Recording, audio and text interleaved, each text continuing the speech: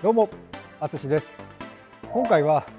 内股すかしみたいなお外刈りを紹介します。それでは早速始めます。では、内股すかしみたいな小外刈り、まずはどんなのかやってみます。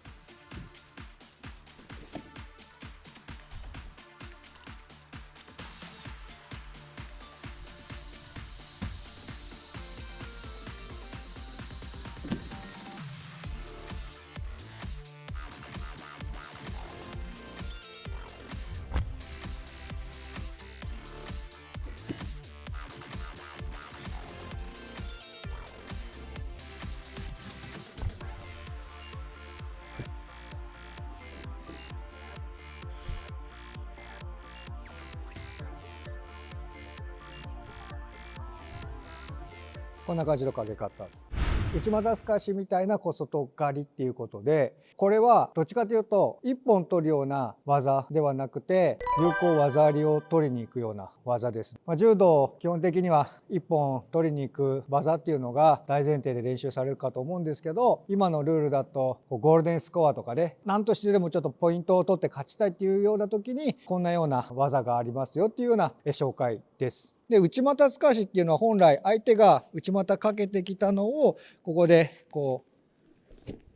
回して投げる技っていうのが内股すかし。本来の内股すかしっていうのはそれこそ相手の足をこう避けてこう投げるっていうのが、内股すかしなんですけど、相手を足の中側でこう回すっていうんですかね。相手の足をこうまたいで、手を使って投げるっていうのが内股すかし。そんなような形に見えるので、内股すかしみたいなっていう感じなんですけど、自分からこう足をかけて、そこから手を使って投げるっていうような技です。足をかけてるので一応小外刈りっていうような感じにしてるんですけど、かけ方としては、喧嘩四つとかで相手の足をかける。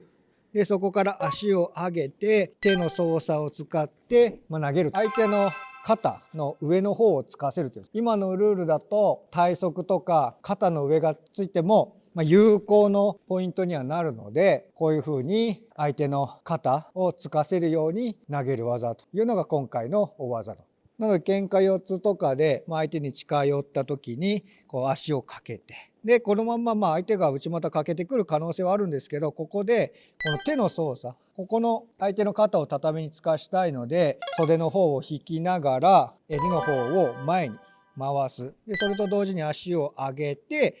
で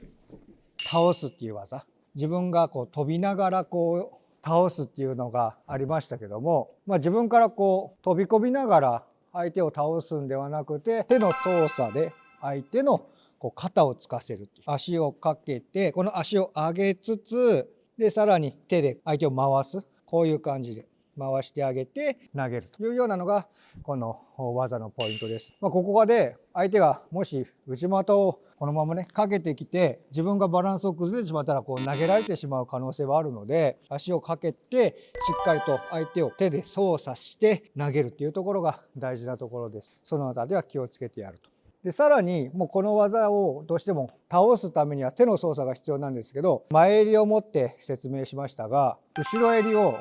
こういう感じで握ると。そうすると相手をかけてきた時に肩をそのまんまこうグッとこうつかせるようなことができる。後ろ襟を握った状態から足をかけて、ここのまんまこういうふうに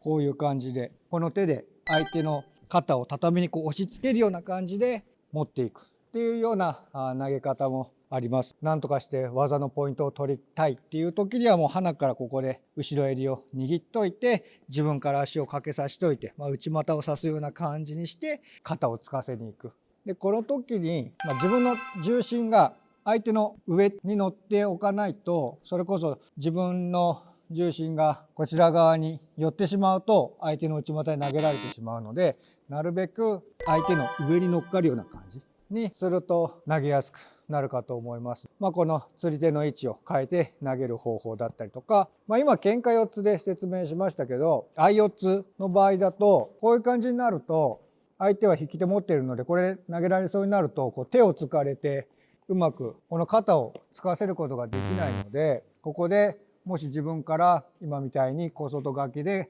肩をつかせる場合には、ここで釣り手を袖に持ち替える。上からこう巻き込むような感じで持って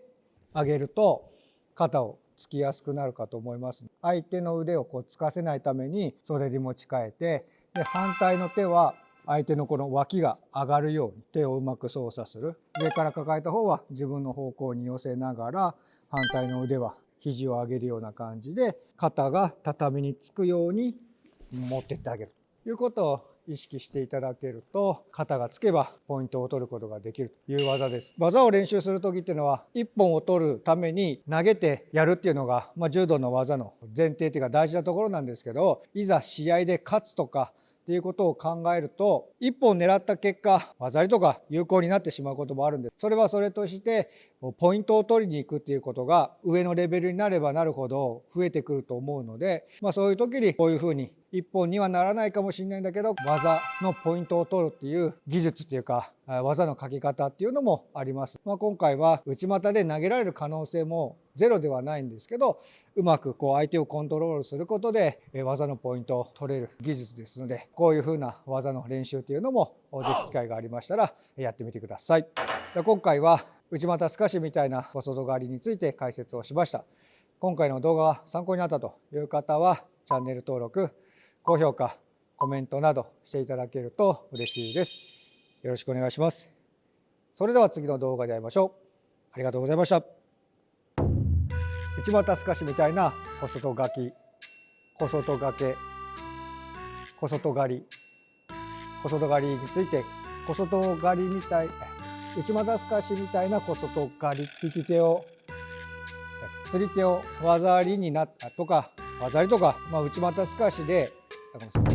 動画を最後まで見ていただきありがとうございました。チャンネル登録お願いします。それでは次の動画で会いましょう。